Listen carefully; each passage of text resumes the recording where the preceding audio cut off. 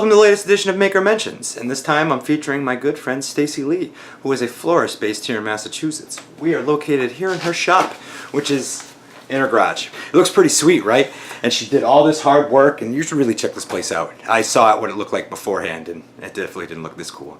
She's in the background. Oh my god.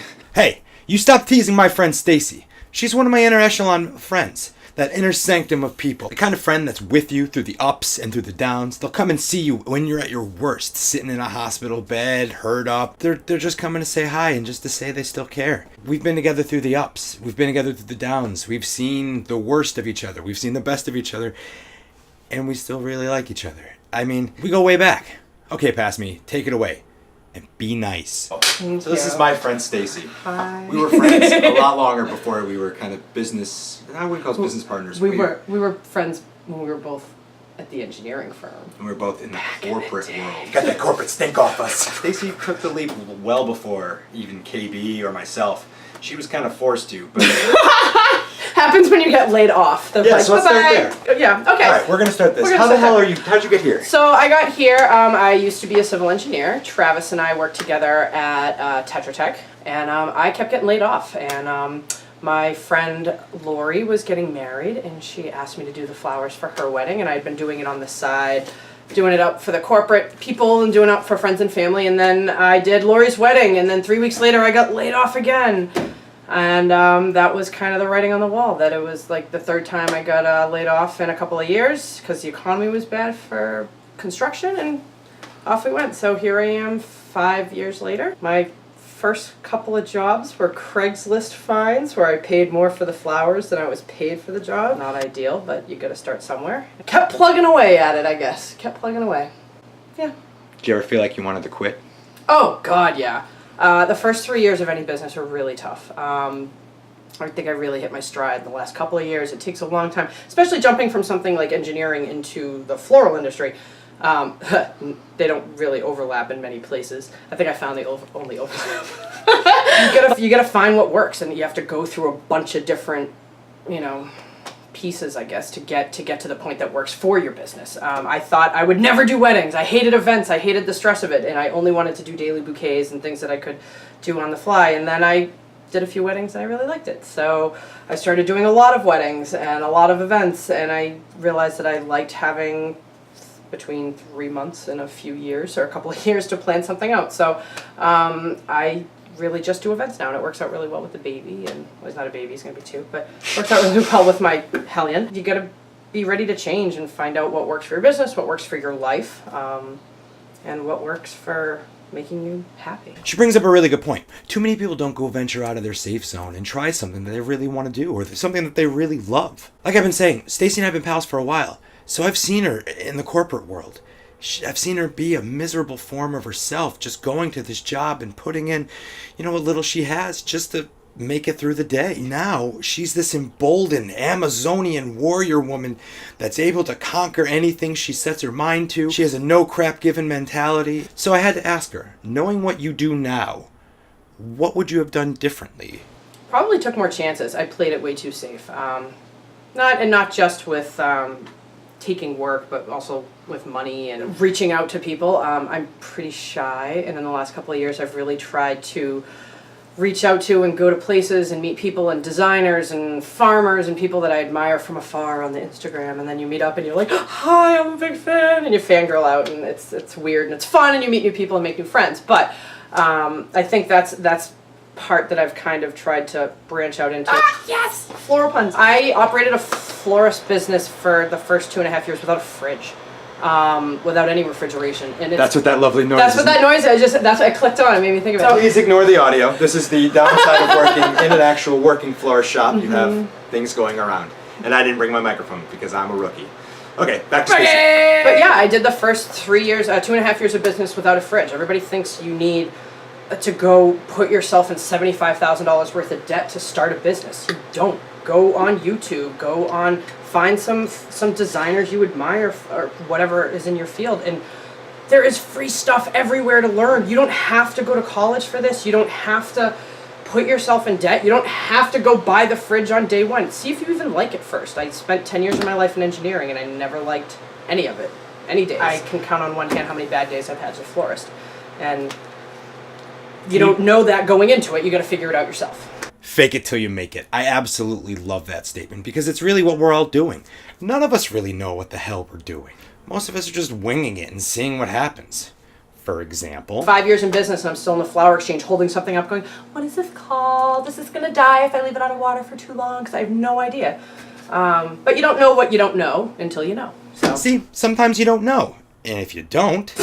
I watched a YouTube video at 4:30 this morning from a designer I'd never seen before and learned something about a tool that I use all the time that I didn't know.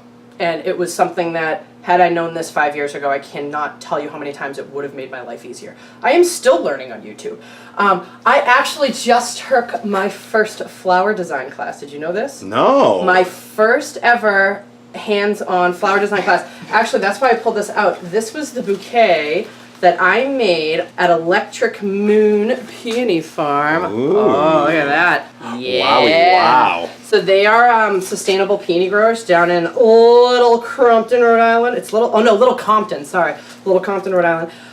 And they did a farmer florist series where I got to learn all about peonies in the field and then take an amazing bouquet class with Mary Kate from the local bouquet. And I think she's out of Newport, Rhode Island. And this was the first time, it sounds hysterical, but this is the first time I made a bouquet this way. I learned how to make bouquets from the internet and from doing it in my basement. And this was the first time I really kind of did it her way, which was one of the ways that she probably does bouquets, where you just make all the greenery in your hand and then you start placing the blooms. And doing bouquets, I'm one of those people, I kind of work my way from the center out and I spiral, and it's not the right way to do it, but I had so much fun learning how to do a new way of bouquet. And I'm super excited I'm actually going to take this apart and try again because I was the only rookie that beheaded my only open poppy during the class.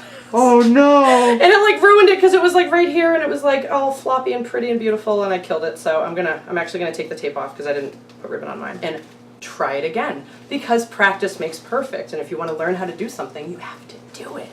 Just do it. Just do it. It sounds so simple, but it really, really is.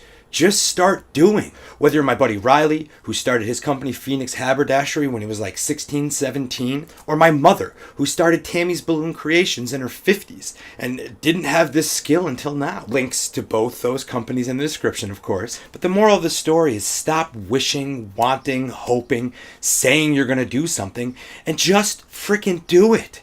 Put your mind to it.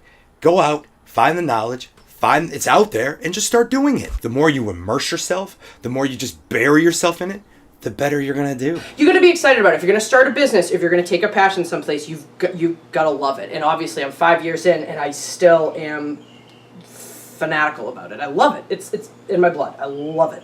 And if you can get like that about something, or you're already like that about something and you can turn it into a revenue source to make your life work, there's your business. Done. Pay the $50 to Uncle Sam, get a tax ID, and just do it. Go. That's what I did. That's honestly what I did. On a Tuesday night, I went online, I filled out the form, I sent them the check, done. Business made. Then the hard work comes. Yeah, well, absolutely. That's the easy part. Starting the business is easy. And then there's all these other things. And you learn. Figure it out. Okay, so at this point you might be thinking, cool, she started a business. Big whoop. That's not why I asked her to be part of Maker Mentions. She's been doing this stuff for a few years now and been building and building and building her abilities and the types of projects she's going to undertake. This is why I asked Stacey to be on. For those, my true fans, anybody who's been watching my videos, I have a couple, 4 or 5. Hi, Mom. For any of them, they know that Stacey did something fantastic this year. Stacey got herself prominently featured in the Museum of Fine Arts here in Boston with a piece that is super unique. Here's a little bit of the background, but obviously, as you can see in this video, this is a wall, and behind this wall it's a painting, but it's not actually a painting, it's made up of flowers, and they're set in a 3D space behind the wall. So to create perspective. She came up with the entire concept, the execution, and she pulled it off. And this girl right here friggin' killed it. Those 3 days that it was in the museum, so many people stopped and just slack-jawed stared at this thing and was just amazed at what she accomplished. That was fun. Yeah. So that being said, what's next? It really got the big installation bug in me. I I know I wanted to get into some installation stuff. I've done some hanging installations on my own. I haven't been paid to do one yet, but and I really had a fun time with taking a year and a half or so to plan something and work with, I actually finally counted out, it was 13 different vendors. I coordinated with 13 different vendors. Everybody from a tiny little frame shop down the road who was awesome, to the wallpaper lady, to multiple growers and people at the wholesale exchange to get the right flowers, and the guy that made the podiums, and just everything. I think I want to do some more big installation stuff, but I think I want to do it like in a public space type of a thing, or more artistic and not just get paid to do it. And I actually had a conversation with somebody the other day about how when you get paid to do your passion, you can lose the passion. And I don't want to lose the passion by trying to do these things for someone else if I've got it up in my head. I just want to do it for me.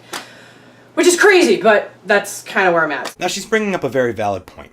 Passion projects can easily lose all the passion once you start relying on them solely for your income. Like Stacey, I too need to pursue new and bigger ventures, bigger challenges to keep myself interested and hungry to want more. I won't lie to you and say it's an easy life to live. There are a lot of days when it's really challenging. However, I will gladly take the worst day on doing what I'm doing now, doing what I love, over the best day at corporate world. It's just that simple. So for anybody who hasn't seen it, I will link Stacey's video at the end of this video, where you can, link her channel at the end of this video, where there's only 4 videos now, but there will be more coming up as we continue to document what this kick-ass woman is doing. Kick-ass. Ka-chow! You can probably kick that. Your legs are long. Yeah, my legs aren't that long. I just kick the camera, ruin everything with the whole damn thing. So, this has been Stacey. Take it away, Travis, for final thoughts. So I just want to thank Stacey for being a part of this Maker Mention. The things she's able to accomplish, the things she's even willing to undertake, just never ceases to amaze me. She's a mother, she's a businesswoman, she's a fantastic wife, and she's an amazing friend. Stacey's weddings are getting way more intricate. Her pieces are just becoming far more unique and she's putting a lot more of her own voice into her artwork. And it's truly just an inspiration to watch. I had the pleasure of making those 4 videos for her, and you can see all of those on her channel. Link at the end of this video and in the description. And if you're in the New England area and you're looking for a unique florist that has different ideas on how to arrange and assemble and make your day special, I hope you look up my friend Stacey at PaeoniaDesigns.com. Of course, we designed the website, but that's neither here nor there. Give her a little shout out, tell her you heard about it from me, and maybe she might even work you a little deal. Who knows? I can't tell you. That's Stacey's business. So, thank you very much for watching. Thank you for giving this video a like. Have somebody you'd like me to interview and feature on Maker Mention?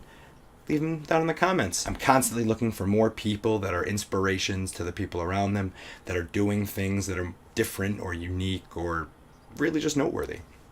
So, again, I'm Travis. Thanks again for watching, and we'll see you next time on Maker Mention. Bye.